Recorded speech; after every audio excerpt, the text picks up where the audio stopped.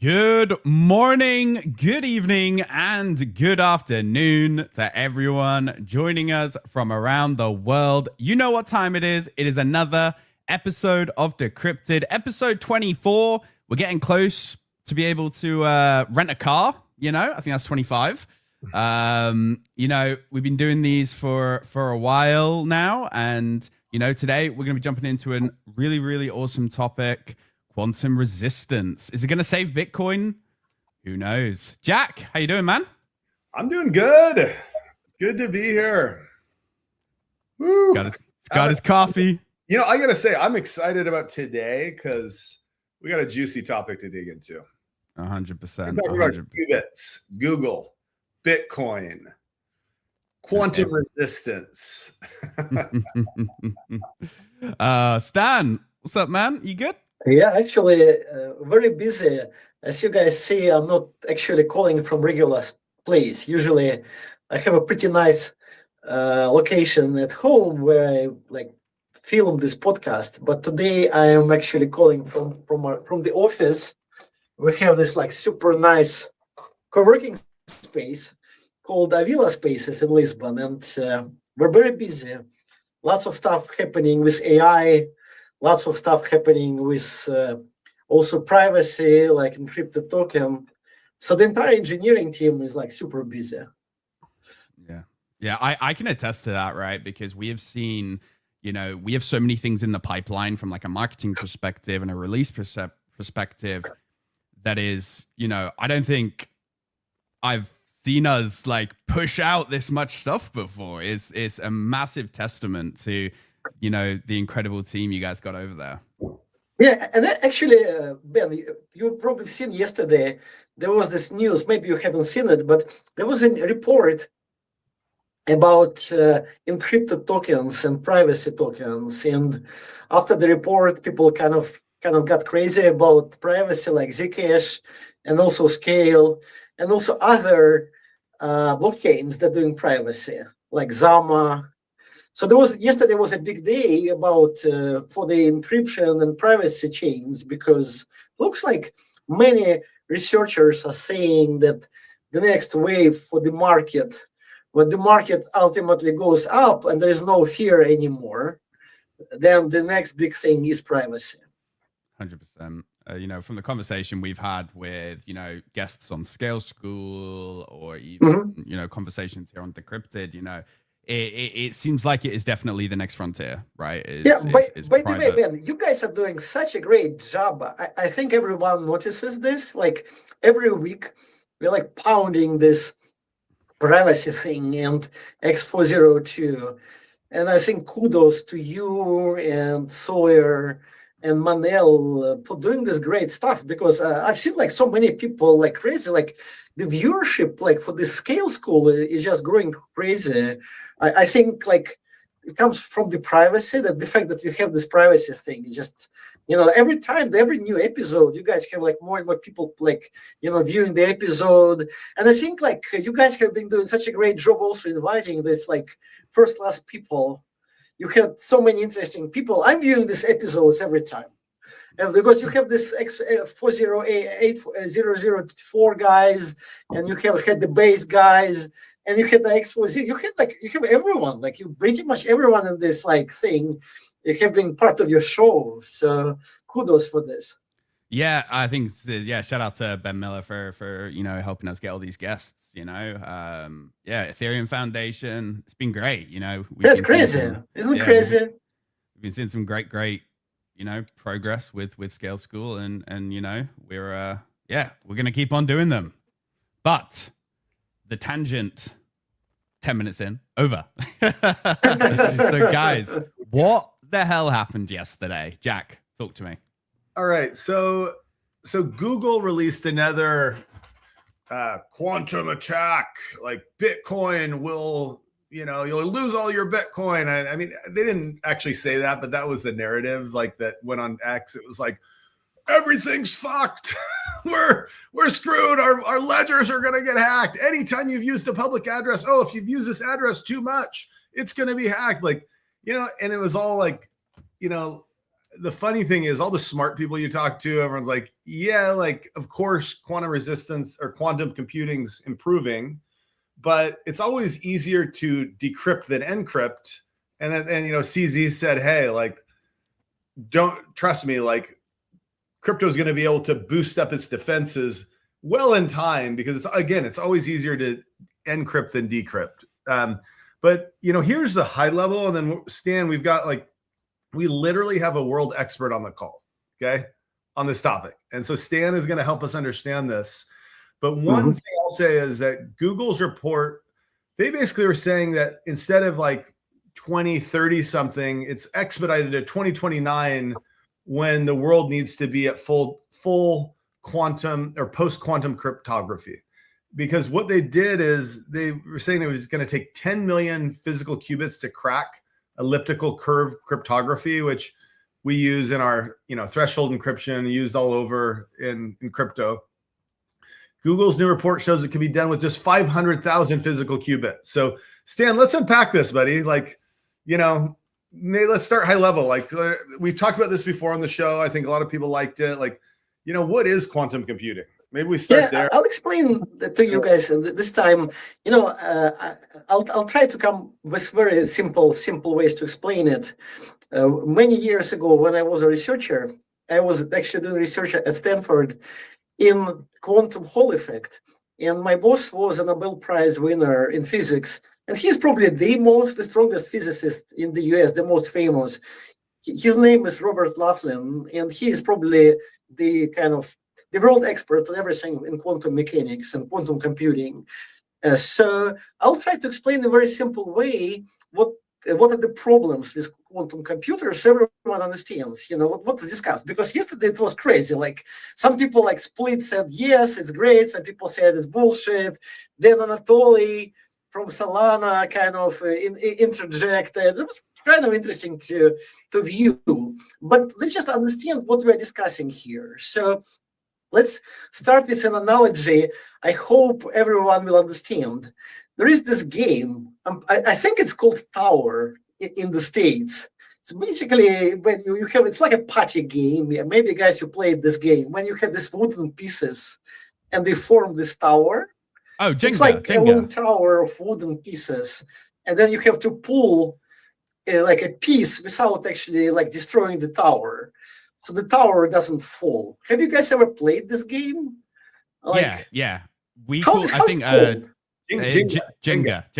Jenga. Yeah.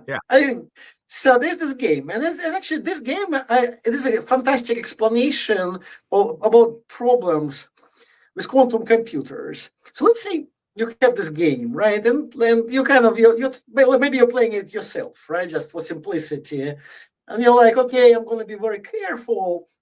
I'm going to like win the game, and you're like starting like pulling the pieces, and then you might be very careful. You're very slow, and you actually win. So you win the game. None of the pieces fall. You know, the tower is not destroyed. It just kind of goes down, and or you goes up, whichever way. So let's say you win the game, and then I come to you and I say, you know, I'm gonna make the tower 10 times larger. So it's gonna be like basically through the ceiling, right? And the question is it gonna, can you like do this like in 10 hours? If you did the first game in an hour, you won't be able to do it in 10 hours. You actually, with most probability, you will never be able to do it. It will just always, it just becomes incredibly complex. So you make the tower 10 times higher, and it becomes incredibly harder. So it's an example of a problem where it's not like the tower is 10 times higher and it just takes 10 times 10 times more time to solve. It's because the difficulty is increasing, right? Right. So if you're playing Jenga to do that, then it's exactly. It doesn't equivalently make it 1/10 harder. It's because it's a compounding effect on the difficulty. Yeah, it's a compounding effect. And we all like have like this feeling. I think we know, like, it's just our like intuition that we have these problems in life that it just becomes so like basically fucking difficult, right? It's not like 10 times. It just. Oh no. Oh, that's a. I'm going to save. Yeah, I'm gonna pull him down just because it was a freeze. Oh, okay, pull him back up. Yeah, there we go. Hello. Someone called me.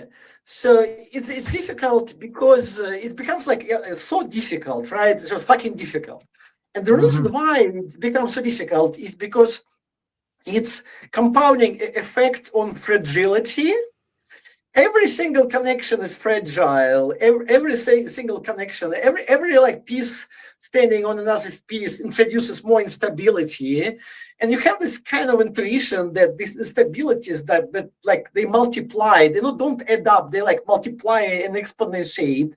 So many unstable things actually, basically, at some point becomes like, super unstable, incredibly fragile. The fragility like goes through the roof. And so that's pretty much the story about quantum computers. It's like people say, oh, we need to basically to solve this problem, to break Bitcoin, you need to, at minimum, have like 10,000 atoms. You have these 10,000 atoms, you levitate them in magnetic field. So because they cannot touch anything, so you need to levitate them in the magnetic field. They need to actually float in vacuum. And then you freeze these 10,000 atoms to pretty much zero temperature, almost zero. It's like below like liquid helium. So the temperature needs to be zero. They need to be all levitating, 10,000 atoms levitating in a magnetic field. And even if one of them falls, basically the entire thing is destroyed. And then if you are able to achieve this, levitate 10,000, and they need like to form some kind of like a checkboard pattern, maybe like 2-dimensional. So they have to be ordered like, in the simplest case, they have to be like in a rectangular order or square order, like whatever, it's 10,000, it's like 100 by 100. So you need to be able to do it. And even if one of them falls, the entire thing just dies. So what people at Google are saying, they can do this now with like 10 atoms. But they can levitate 10 atoms. And then with 10 atoms, very roughly, you can do like 2 plus 2 is 4. Stan, is each one of those atoms a qubit that you're talking about? Yeah, each of the atoms, and explain why it's a qubit. It's very simple. It's actually electrons or atoms. Some of them are like rotating. They have something which is called spin. They are almost like rotating. So they can rotate up or rotate down. And if they rotate up the magnetic field, then it's 1. And if they rotate in the opposite direction to the magnetic field, like this way, point this way, it's 0, 1 or 0. So that's why it's called qubit, because it's a bit. But because they're in quantum state, they're not up, they're not down, but they're kind of up and down in all possible combinations, like the quantum Schrödinger stuff. They're like whatever. So then they're in this quantum world that they're in up and down, and then you need to build you need to levitate 10,000 of them. It's called cold atoms, right? And they're qubits. And that's what you have to do experimentally. You need to levitate them. Then you need to keep them in this state, 10,000. Then you need to write information into them, like whatever, like your key, the key for your Bitcoin. You need to like write them into that. Some of them need to be, you need to like put some of them up, some of them down. And then you actually, then they start interacting, kind of flipping, and then they actually solve the problem. And then you also need to connect them in some ways. Some of them need to interact with each other, like also put some types of like, think about this, like some strings between them. So like elastic strings, so like kind of start interacting. So you need to build the system, and there are details how you build the system, but it's basically 10,000 atoms levitating in a vacuum. You need to put each of them initially up and down, and then you have to keep them from just getting destroyed by life, essentially, by noise, anything. It's the atoms, they're tiny, right? And then once they're done, you need to be able to read again each of them, the information from each of them, and then that will be the result. That will be the key that you break, right? So that's actually what needs to be achieved. And the question is what can they do now? Okay, they can do it with like 10 atoms, maybe like 50, maybe 100.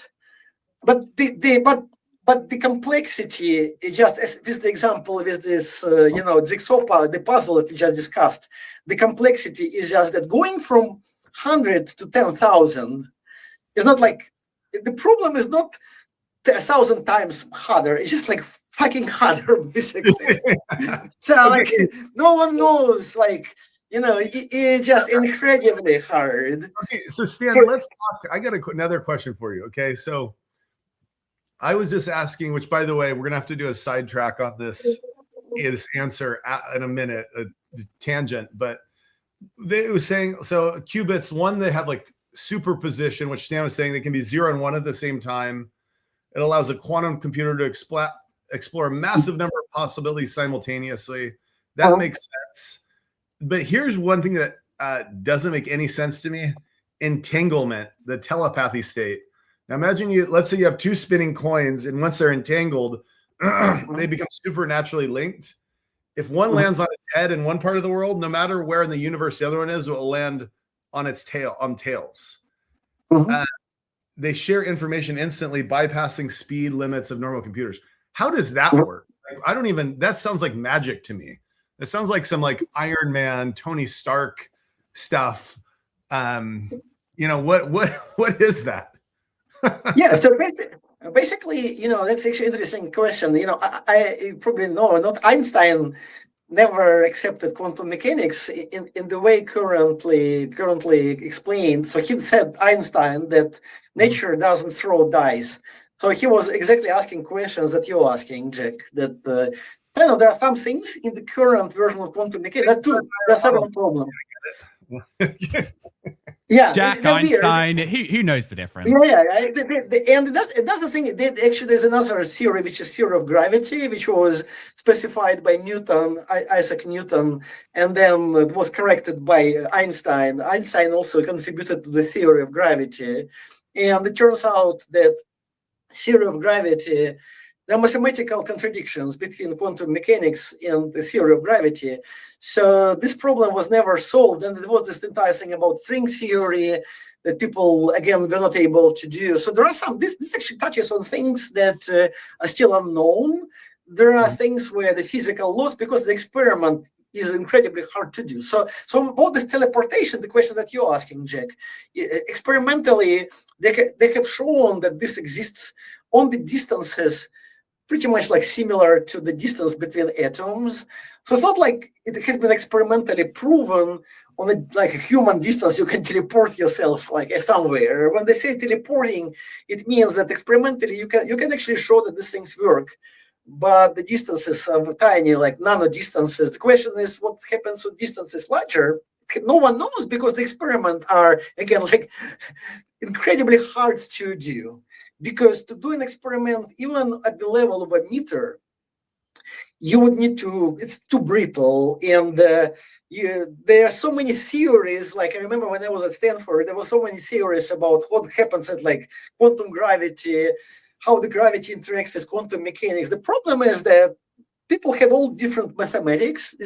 There's no experiments. Usually in physics, you need to have an experiment and then you kind of have a theory that explains. But in this case, so the good thing actually, by the way, about quantum computers is that it's just investment in physics.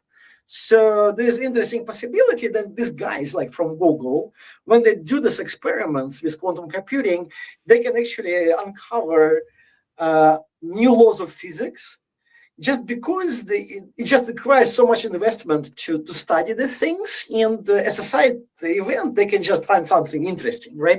And maybe something about the teleportation, that the question that you're asking. So, but again, the current level of knowledge, all of the things people say they only exist at nanometers, and at large distances, they actually contradict the theory of gravity. There's a mathematical contradiction. So it's unknown. Okay, here's another question for you. So the other things like observation or the collapse. Okay, so it's saying as soon as you look at the qubit to see what's happening, it just stops spinning and it snaps back into regular 0 or 1 called decoherence. And this is the Jenga thing. It says this is why quantum computers are so hard to build. They have to do other work while the coins are still spinning without anyone looking at them or ruining the magic. So basically, that's the Jenga, it just gets more and more difficult the more of them you have to add to the mix. Is that absolutely true? There's this kind of, basically you have the Zynga game, but imagine that these pieces, you put the pieces and then you have to not touch them in any tiny way for a long time, because any touch, even tiny measurement, anything can interfere. And that's the explanation why most people that do physics think that it might take 1,000 years. No one, it's it's incredibly I mean, I remember like when I was physicist, people said always about the thermonuclear energy, like, or if we can build the thermonuclear reactor, we can solve world's energy problem, because there's so much like deuterium in the water, in the ocean water. You can just basically, if you could control thermonuclear reaction, then there would be energy free for everyone. And for about like now 50 years, more than 50 years, people were trying to build this reactor. It's way simpler. Building a thermonuclear reactor is way, people know how to do it. You need to levitate like in the plasma and magnetic field and stuff. It's easier than quantum computer, but still we don't have thermonuclear energy. So I would bet actually that thermonuclear energy would actually exist before quantum computers, because it seems to be a simpler problem. So for physicists, but so that's why I think it's kind of, well, actually, that's what Anatoly said when these guys tweeted yesterday. Anatoly, I think, had very measured tweet where that's how he responded. Actually, I was interested that he did respond, basically saying very much the same. That is great stuff, but it's up to physics to do the thing, and doesn't seem to be like the way, because these guys were like they're drawing like curves, and they're saying, okay, we have 100 atoms now, let's just extrapolate. When are we going to have 10,000 atoms? Whatever, right? Yeah. But we can't extrapolate. It's not like, just like, it's just incredibly harder to 10,000 compared to 100, right? They got it from 10 million, and this study said, hey, we can do it with 500,000. What you're saying is like, and they're saying now we got to be ready by 2029. You're saying that's kind of BS. It's like there's just you cannot work that line. They just bring some mathematical line, and they say, okay, now we had 1, we had 10, we had 100. When are we going to have 10,000? Just trying to extrapolate, but because the problem becomes so much harder, you cannot like extrapolate like this. And the guy, I mean, it's nice. They know nice people at the Ethereum Foundation, Justin Drake. He actually then tweets and says, oh, I'm not an expert in quantum computing, but he thinks probably that if he can just draw the line, he can predict how the future is going to happen. It's just like, it's fun. And actually, I think did you see also that they, instead of publishing the actual algorithms or how they did it, they published a zero knowledge proof to prove they did it? Did you see that? That was like, I think that makes me think even that this is a group of people who they're paid researchers by Google. They're just doing all this research, and they're like, let's show our bosses that we're doing that. We're worth this $1 million a year per person investment.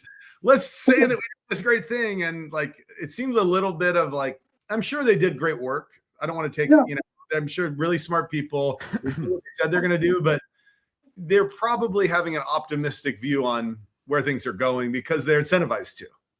Yeah, and I used to be a scientist, and it's very hard to make money or get like grants. So people are trying to usually, I think there's some abstract mathematics, and then you need to be able to fund it. So I'm not against, like, I know people doing all the time. They're saying, okay, we're going to do this and this and boil the ocean. Yeah, but it's fine. If someone invests, it makes money. They're like, let's scare everybody. That's what it feels like, because I think, and the other thing that you need to look at is the cost as well. There's 100 to 200 quantum computers in the world right now. Even in 3 years' time, the cost of maintaining and even operating a quantum computer isn't going to be going down tremendously. And I assume, similar to the development cycle of computers now, that finding ways to create a consumer model is almost going to be more expensive than a scientific one, when you have to get it into a form factor and things like that. So you're not going to see, you know, crypto Joe with a quantum computer hacking into your wallet. Yeah. But By the way, there's like an interesting analogy of, or like not analogy, but it's like a situational thing that's happening. Stan and I talk about this a lot. The cost of hacking things now, it's been fully democratized. You can get like somebody who's, you know, a pretty decent engineer with AI that before would have taken a brilliant engineer 10,000 hours to hack something. Okay. Now, like an average engineer can hack something in hundreds of hours, but that doesn't really translate over to quantum because of cost of execution is really hard, right? Yeah, I can tell you a funny story about this. I mean, there was even a bigger scare, but the scare was that there was I think like 10 years ago or 15 years ago, I don't remember, there was some people building a big accelerator in Switzerland at CERN. There is this thing which is called Higgs boson, which is like a particle which takes lots of energy. It's just the particle that people knew, there wasn't the mathematics, but to create this particle, you just need so much energy, and they were building this boson collider, hadron collider, and so they were trying. They actually proved. Ultimately, they actually created the particle Higgs boson. But there were people saying that we don't. It's going to make a black hole. Yeah, the universe will collapse. Remember this stuff, right? Which actually I think was like a legitimate scare. How do you know it's not going to collapse? No one had energy like this before, right? So there were some people saying, "Okay, this makes the entire world." Dude, this was like, I think like, this must have been like 20 years ago, because I was in like second or third grade for Americans, right? And I remember they said it was at like 12:30 UK time, and everyone was just watching the clock. Like everyone in our cafeteria at lunchtime was watching this clock, waiting for the Earth to be swallowed up by a black hole. Yeah. It was incredible. But it was like, why not? Maybe just at like a 10% chance. Everyone's like problems would go away. That's the positive thing. It's just gone. Don't worry, nothing to worry about anymore. Exactly. Yeah, but I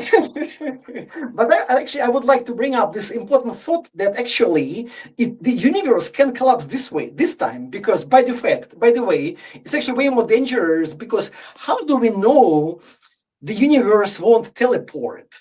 No one, like Jack said, can teleport, right? Just the same argument. No one ever had this quantum computer, this 10,000 atoms, this system. Who knows what's going to happen? We're caring about like Bitcoin. It's like Spider-Man, like into like showing these different things.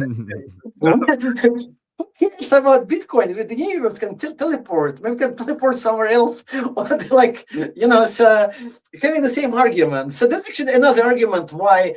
I mean, why is it so important, Bitcoin, if they build the thing, or maybe it will actually do so many other things, that Bitcoin is not even important, you know, having the other things. Yeah. But Stan, let me ask you this. Like, I even just talking about this stuff makes me realize that we know so little about the universe, about physics, about technology. It seems like we're like ants still. Is your perspective of someone who really knows this stuff?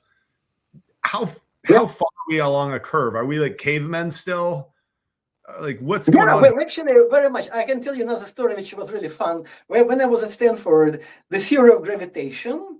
So no one knows how gravitation works. So there was one person who said that you can make an experiment and create like a micro black hole. You just need to have two very, very like heavy spheres. Just bring them very close together. And due to gravitation between two spheres, there will be this micro black holes. And there was a Stanford gravitation experiment. You can look it up. Where people actually, it was the first time in the theory where people actually like took these two very heavy bodies and like brought them together close, and actually they were able to see them attracting each other, which is a tiny effect. but they were able to measure this, and so, but then there were no black holes created. But so definitely, that's definitely true. We don't know much about the universe, and from this perspective, I think Elon Musk is correct in a sense that, we do need to have some kind of a future trajectory where, because it's really interesting what's out there, and we cannot just keep on being restricted to our planet, and it's just very interesting to understand what's going on in the universe. It makes you realize space travel. Everyone's like, oh, we're this many light years away. That's assuming you're going from point A to point B. Seems like the real way to get there is to through some sort of black hole quantum reality, teleportation effectively is, which that's wild stuff. All I gotta say, it's science fiction, but it sounds like we're, in the next 20, 30 years, we're gonna know a lot more. But it's that theory of, matter cannot be destroyed, right?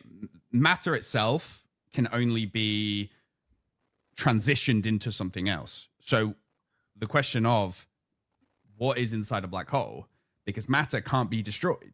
So it has to go somewhere and do something. Right? Yeah, right? That's totally. There are many things which I think that some things people were able to figure out using new telescopes. So people starting having this Hubble. There were many actually theories that were confirmed. People know now way more about black holes, about things like galacticas and stuff. So there is actually progress. And but I can tell you this interesting thing about speed of light. Jack said, moving to a different star. My boss at Stanford had the theory that, Einstein said that nothing can move faster than speed of light. And that's a problem, because if you want to move to another star, it takes 5 years to even the closest star, even if you go at the speed of light. But the point is that no one ever checked this for heavy bodies. So the experiments, people take electron and they're trying to accelerate it in the accelerator, and it kind of goes to the speed of light and stops accelerating. But my boss had the theory that when the bodies become massive, we don't know what's going to happen. Maybe this is not true, and you actually can accelerate things faster than the speed of light. So there's absolutely no experiment ever done saying that you cannot move to a different star fast. It's just a theory which was produced by Einstein, and Einstein was a guy living 100 years ago, imagine, right? And so we know very little about the universe, and actually there may be able to go really fast. You may be able to go to another star. So actually, there's argument that we should be able to do it, because otherwise, why was the point having all of the stars? It does look extremely pessimistic to think that we can't do this, having that we never even tried. Einstein said we cannot do it, and So okay, Stan, I want to flip this a little bit. Okay, we're going to go to the next chapter here. So let's assume these Google guys are right, and they're not just trying to get a bunch of money to build quantum resistance products, which they're probably doing, but let's assume they're right, and in quantum resistance in 3 years. How would you do that? Do you have to? Can you even use any of the current cryptographic models? Do the models have to just get even more complicated? How do you combat this if in 3 years, if all of a sudden it's a mandate, you actually need it? Because it's not just crypto. Probably the most secure thing, because it's got all these multi-parties. A bank, that's just cryptography, around one system, right? It's even easier to hack Bank of America, right? Yeah, I feel the simplest way, guys, actually, the simplest way to do it, you could just use Bitcoin as is, just have multiple accounts, because this quantum computer is going to be very expensive to run. So to break a particular wallet, a particular key, I don't know, maybe it will cost $100 million. Let's say it could, quantum computer exists and costs $100 million or $10 million to break a one single wallet. Then essentially you can just split your money. If you have more than $10 million, you split your money in 100 wallets, and then you just make it economically infeasible. Because what's the point for them, spending. And you know what money. else? You know, with confidential transactions, how's anyone going to know what wallet that's transferring all the money around? Yeah, exactly. I was trying to do a Byte V2 plug. So the richest people will just basically split their which is trivial, split their money in smaller chunks. That would be probably the easiest way. Yeah, that makes a ton of sense, because it's not like there's a master code they can crack at the at the validator level. They need to have some isolated wallet to say, okay, we have the public key, and we have the public key did this many times. They can gather other evidence, and then, but then it will cost so much freaking money. Yeah. Because maybe people at Ethereum foundations have some money. Maybe Vitalik cares. Maybe he has 400 million. No, people say 400. I think if even Vitalik has multiple wallets, maybe we just should call Vitalik and tell him to split his wallets. And then maybe that's kind of call Ethereum foundation and tell guys, you have so much money, maybe just put your wallets. Because for ordinary people, if you have $1,000 in a Bitcoin wallet, who's gonna run a quantum computer to break your wallet? What about regular cryptography, things that are not regular but non-crypto industry, like things like Okta and things that banks are using to secure passwords and identity and money in a traditional sense? I think it's a really interesting question. I think there's this weird thing about quantum computers, that there was an article many years ago, 30 years ago. There was a person, his last name was Shor, and he actually has shown that you can break essentially DSA, CDSA, the particular algorithms that are used in Bitcoin in particular. You can break them, but this was only for CDSA and DSA and these algorithms, and pretty much all of other algorithms. I would expect, anyone would expect, right, that later there would be other papers saying, okay, now you can break this, you can break that, but this never happened. So another really interesting thing about this entire field is the only thing that, even we build this 10,000 atoms, the only thing we can do is break CDSA and DSA, and pretty much we move to anything else.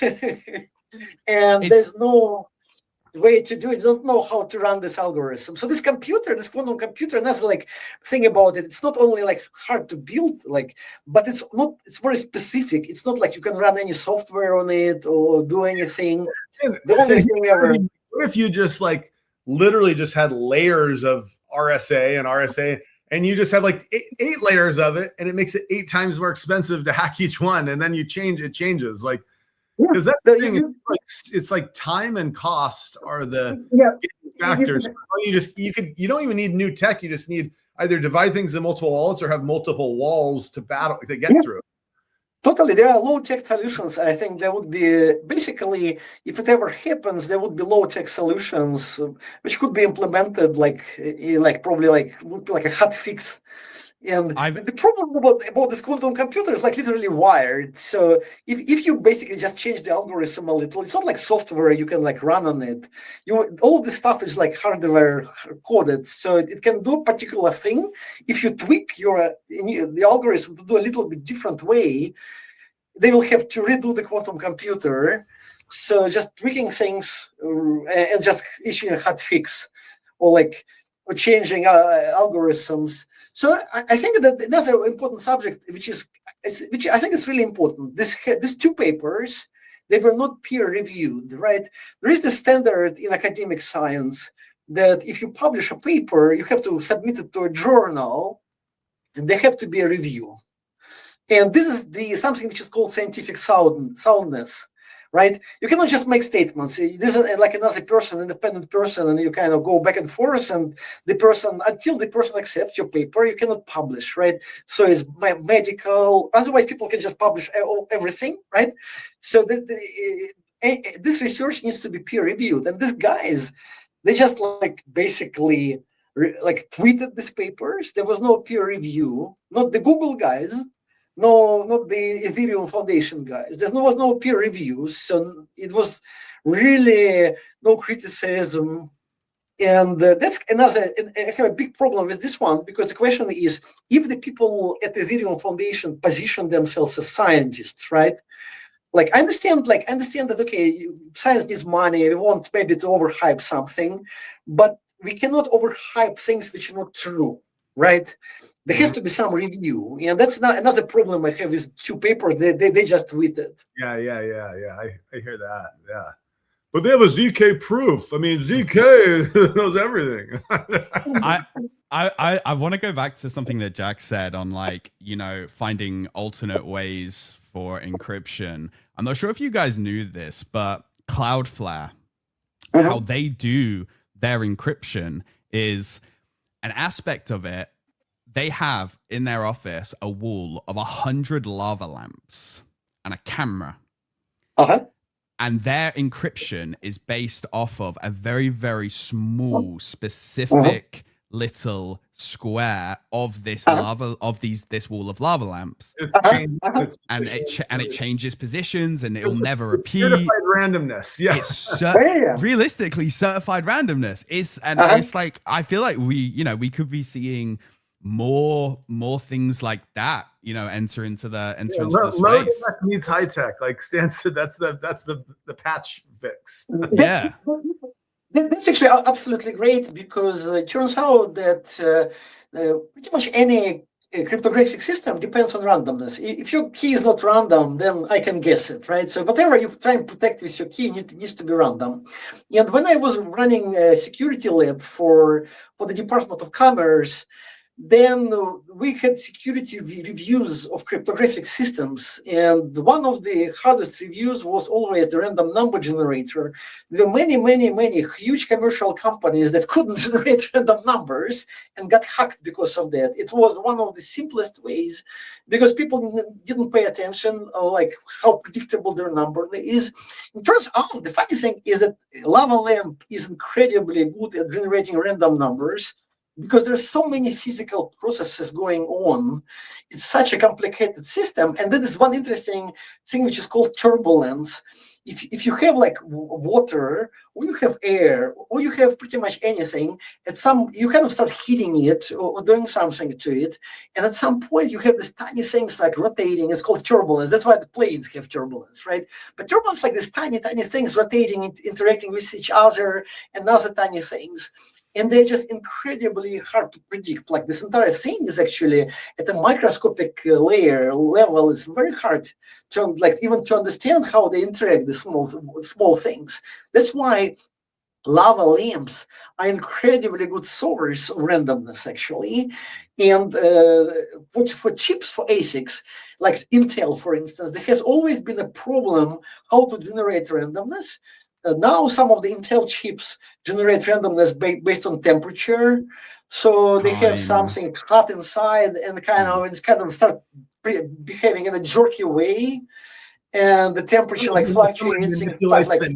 You manipulate like the Google S controller to then 100%. You can there is no such like Stan. Correct me if I'm wrong, but there is no such thing as a truly random number. Correct. It is. If you were to pinpoint the exact moment, like let's say you're playing like video blackjack, hypothetically, right? And it's an RNG random number that the card comes to you. If you can replicate the exact same setting, nanosecond that you press deal, you will get the exact same card. If you can absolutely. And but actually you make a really good point, because that's actually many people don't understand that security is never perfect. It's always about investment. So it's not like you're saying, I'm generating a perfectly random number no one can predict. You basically, what you need to do is generate a random number which will be like $1 billion to predict. So, and that's why like a lava lamp, it becomes like really expensive to analyze it. Or another example is, you remember, guys, you probably know like lotteries, they have this like air-based random number generators where you have this spheres, and there's like air and spheres like rotating, and then they like drop, like a woman comes like nice looking and like shows the numbers, or men. And so, but that's actually also turbulence, right? All this air rotating, and then you have the numbers. So, but it's a very good point that they're never random. But if you have them very complex, then it's very hard to break, essentially. Yeah. Wow. My favorite thing was because I was watching a video on this idea that it's realistically impossible to have a deck of cards that are shuffled and are in the same order. It's like 1 to the Google 10, right? It's just it's that exponential number of variations that come into it. And it was when like Byte was starting and everything was starting, and I was like, damn, it would be really interesting if you could find a way to create like a piece of encryption that is based off of a deck of 52 cards. But unfortunately, you run into the same issue, which is RNG. It's not actually random. You would need somebody to specifically in real life shuffle a deck of cards and then show them. You know what? Like, I feel like I would if I was a cryptographer, I would love being like on the encryption team. Like, oh, let's come up with this weird shit. I would hate being on the decryption team. Like, like that sounds like a lot of hard work. Okay, then you got to understand all this. I mean, that's actually, I spent all my life in cryptography. It's just incredibly interesting, you know. That's why I kind of moved into cryptography in the first place. It's really fun, you know, like all of the things, encrypting, decrypting. I think it's just people like hiding things from other people, or you know, it's fun. I interviewed one of the first blogs we ever did at scale. This is like in 2018. I did a written interview with Stan. We published on the blog. I was like, how did you get into cryptography? It was kind of like the whole thing. And Stan has a really cool story about like Sherlock Holmes. You should tell them, Stan. Actually, when I was a child, I read the books of Sherlock Holmes. And in one of the books, Sherlock Holmes, one of the bad guy, starts encrypting, and the good guy decrypts. And essentially, it's kind of encryption when you replace one letter with another. You have like a table, letter A replaces letter C, so kind of garble the letters, but you can ungarble the other when you do the opposite, like replacement. And I got so excited. I was like probably like 5 years old. I did like this on paper. Kind of got me really interested in cryptography. And I can tell you another interesting thing. When I was at Stanford, I'm walking like on campus, and I see this kind of interesting person, like a guy with long hair with a dog, like a hippie guy, like older hippie guy, and an older hippie woman. And I'm like asking, who is this person? Because the guy's like walking like around the campus like a hippie, like you basically hippie on the university campus. Like, and they say, okay, this is a guy, his name is Diffie, his name is Winfried Diffie, and it's the Winfried Diffie of Diffie-Hellman. And they tell me this incredible story that there was this hippie guy. He was a young hippie guy, and she was a young hippie woman. And they wanted people to be able to encrypt things to protect them against government. And they walked bare feet to Stanford campus when they were young, like in the 60s. And they met this guy. That's a guy, his name was Hellman, professor of computer science or mathematics, I think. And they came up together with this algorithm, Diffie-Hellman, which kind of let people do this encryption, public-private encryption. And then there was an incredible story of them fighting the government. They almost went to jail. They got like totally prohibited. The CIA, the NSA, all of this government agents went after them, pressured them, just not to release the algorithm. Because the government, there are books written about this. So this kind of like a dark side of crypto is that it was always like that. The more crypto kind of pushes the frontier of what can be protected or private, the more the government comes after you. So that's kind of scary. It was always scary for me, literally, of part of being in crypto. When I worked at the government layer, wasn't scared. But when I moved to more like startups, that there was the scare, like, you know, if the government goes after you. So that's kind of a way where people go to crypto. They're always facing this, like that happening. Yeah, and it's this thing where governments are usually scared, and so they try to like stifle innovation and throw people in jail, and then eventually they use it themselves. Like, yeah, we could use this. We need this for our nuclear codes. Oh, we need this for our banking system. Like okay, actually, here's a grant. But they start prediction markets, right? They're like prediction markets now, right? Like they're going after prediction markets. So if you are doing prediction markets, like it's a great industry now, but government comes after them. Yeah. And in the future, they're going to be like, okay, let's run a prediction market so we can win this election and hack this thing and like get into the brains of these people. Like, they say, it's funny. I saw this thing, someone writing a negative post about prediction markets. They're like, hey, prediction markets are supposed to be like truth engines. Like, if you want to know something, the best way is that lots of people, it's like wisdom of crowds, are competing with their money and you get like insights, right? That's this whole premise of like prediction markets as truth engines. But then what they're saying is like, hey, the absolute vast majority, unless it's a major like presidential election, is all just sports betting. It's basically unregulated sports betting. Just bet on sports without having to go any, you can be in the state of California, you can be all these places where you can't bet on sports. And it's like, sadly it's true, but hopefully, as prediction market gets more, mainstream, then you start getting truth in different areas. Yeah, it's understandable also. It's understandable that the society might not like some of the things, but there's always this thing about, like, if you can't control it.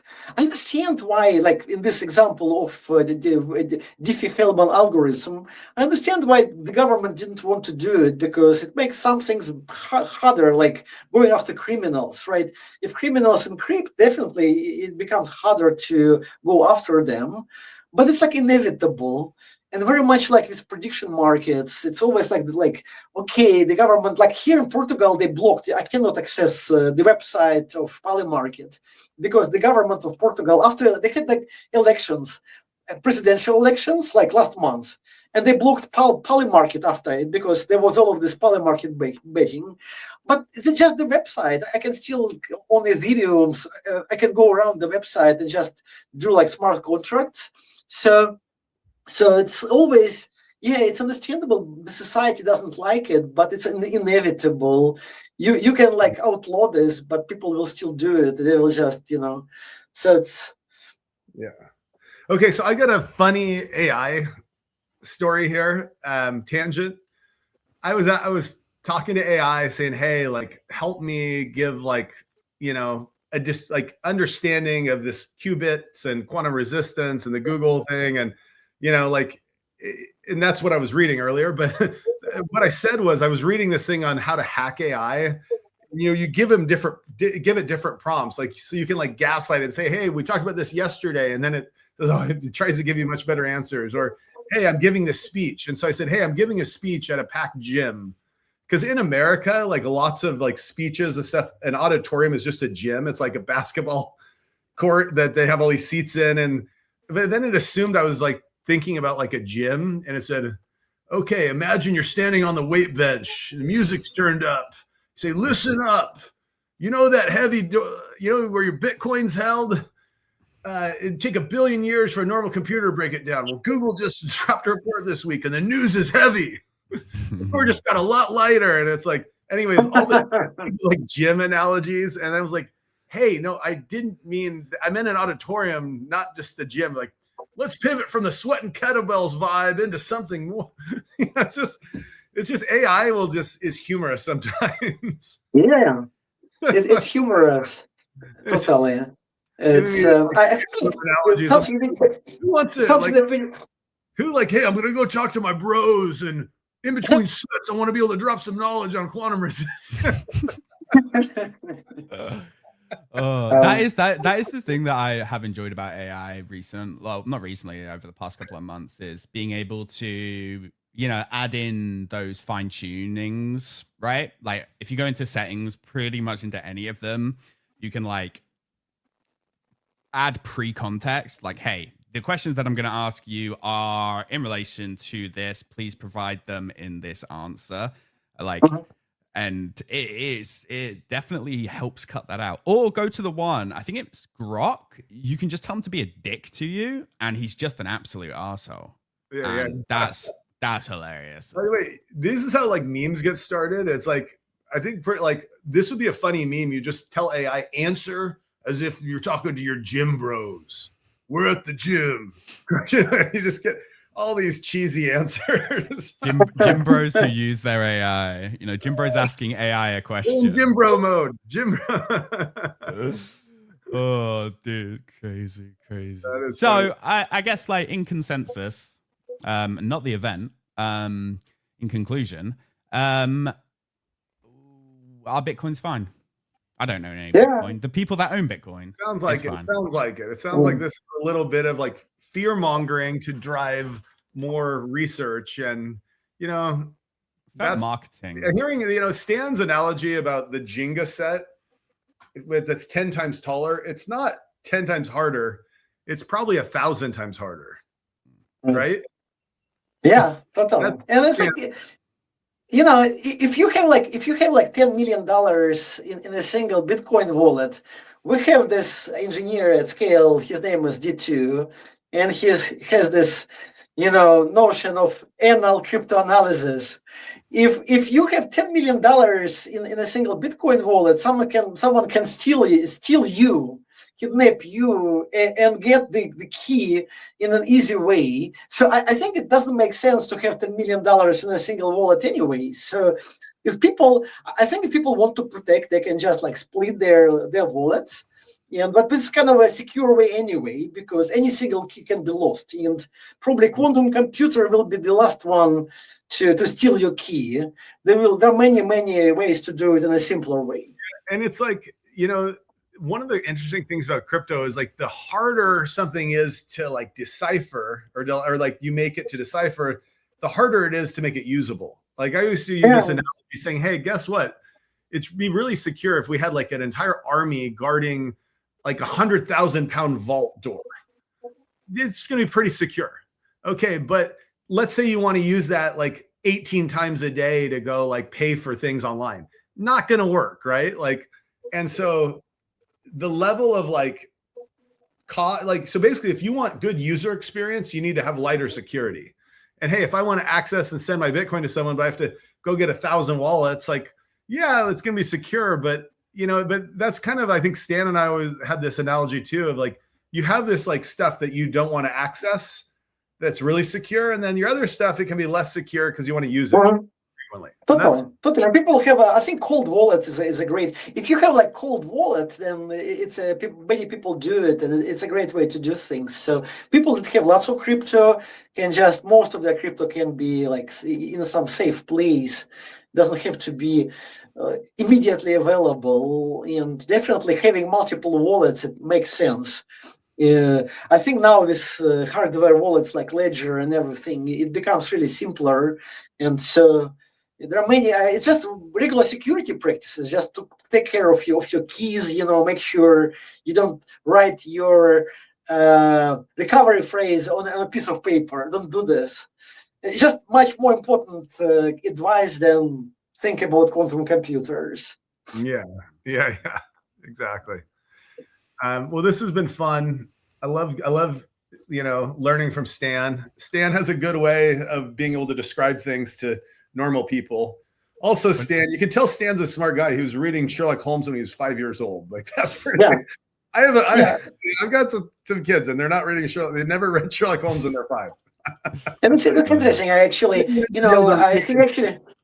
have some British in me because I read Sherlock Holmes multiple times. So if you guys ever read Sherlock Holmes, it's a great book, and it's kind of all of this British irony. There's lots of irony in the book and British culture. So I really enjoy this type of like ironic thinking that this book represents. Like I've watched all the Sherlock movies. By the way, Young Sherlock, if you're watching, have you seen Young Sherlock? Yeah, that's fantastic. Yeah, it's like it's on Amazon Prime now, and it's I think it's Guy Ritchie did it, and he did the Robert Downey Jr. Sherlock's, but it's a new series. Good. I've just watched the first 2 episodes last night. Really good. Also, I can argue that's quite one of the best textbooks on logic, right? How to teach people logic. It can be very useful if you want to teach someone like logic. kind of the same. It's just they help to develop brains. So the book, I think, is really helpful also to learn things. Yeah, that's cool. Awesome. Good stuff. Well, man, this was a good one. Like fun. Yeah, we're safe. We're safe. Your Bitcoins, you don't have to split into 1,000 wallets yet. Okay. Yeah. Instead, give your Bitcoin to 1,000 AI agents on Scale on Base and let them hold it all for you. Plug, guys. Privacy. Let's go. Be on the lookout next week for us to bring you something exciting as well with regards to Scale on Base and Byte V2. Ooh, who knows what's coming next? Guys, super fun. Stan, love listening to you when you break all of this stuff down. Whenever we have one of these at night, I always listen to like science YouTube videos and stuff. Like, for example, like that lava lamp one was from a YouTube video. Like one day after Stan had done like a breakdown on stuff. Incredible. But yeah, pleasure as always hanging out, gentlemen. And next week, what do you guys want to yap about next week? I say if anyone has any ideas, you're listening, tell us. We're looking to cherry pick some recent news, things that are trending that people want to learn about. But I think we should talk a little bit more about privacy and Byte. Yeah, Byte. It's a big subject. We can talk about this report because the report that was released yesterday, there was a huge thing, and then there was lots of interest to privacy now. I think the market is coming back to privacy. So that's really interesting to discuss. And if you think about it, it's like it is the next frontier. Like what's going to make crypto more usable? Not, being able to prove something happened on chain without disclosing the information to everybody. Like that's really where we need to go. 100%. Well, let's crack that egg open next week. Guys, thank you so much for joining me. And thank you to everyone for tuning in. See you next week. Bye. Bye.